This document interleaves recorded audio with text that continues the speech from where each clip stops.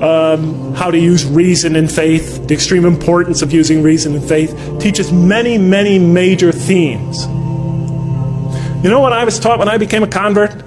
Rules, rules, rules. If I hadn't studied this religion myself and entered this religion and all I received were rules, rules, rules, I would have left it the next day. Thank God I read the Quran first.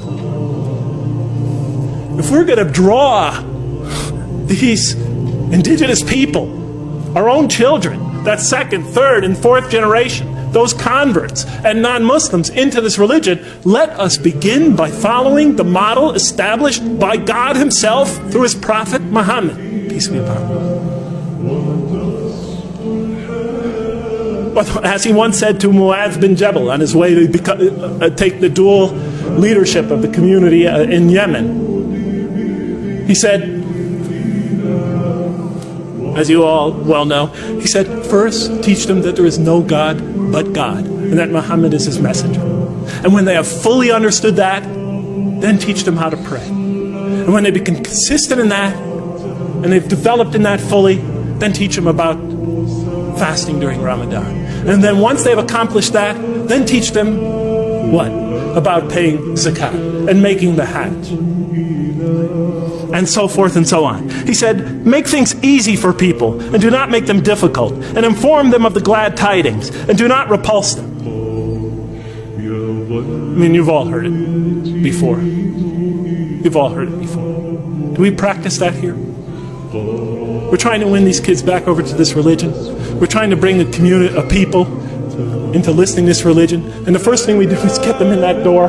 We tell them, okay, you cover your hair, you do this, get rid of the gold, okay, don't do this, don't do that, don't do that.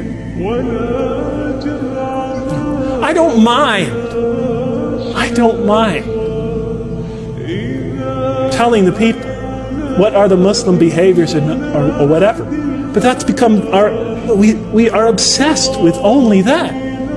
I've attended Friday prayers for 20 years now in this country. And every Friday it's the same thing.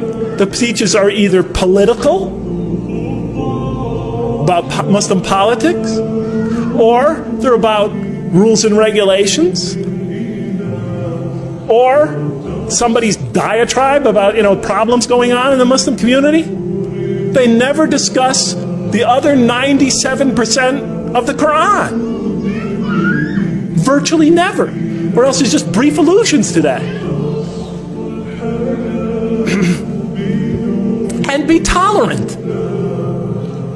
When we bring people into our community, don't expect them to become Middle Easterners or Arabs or Pakistanis or Sri Lankans the next day or ever even.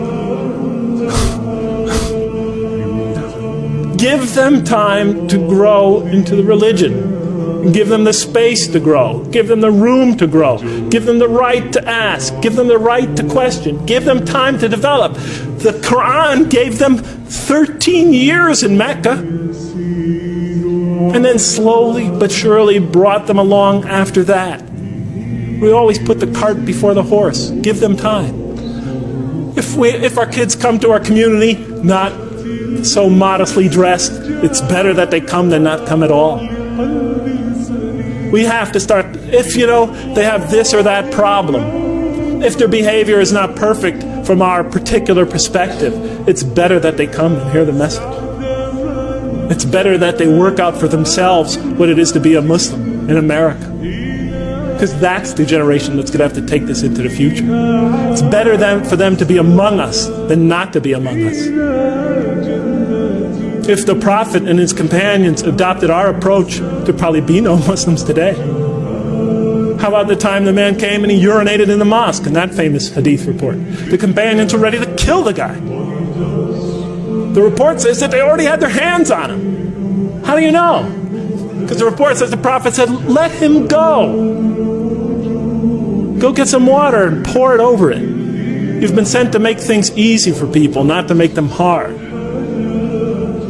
Let's follow the Mecca plan. Let's just give it a try.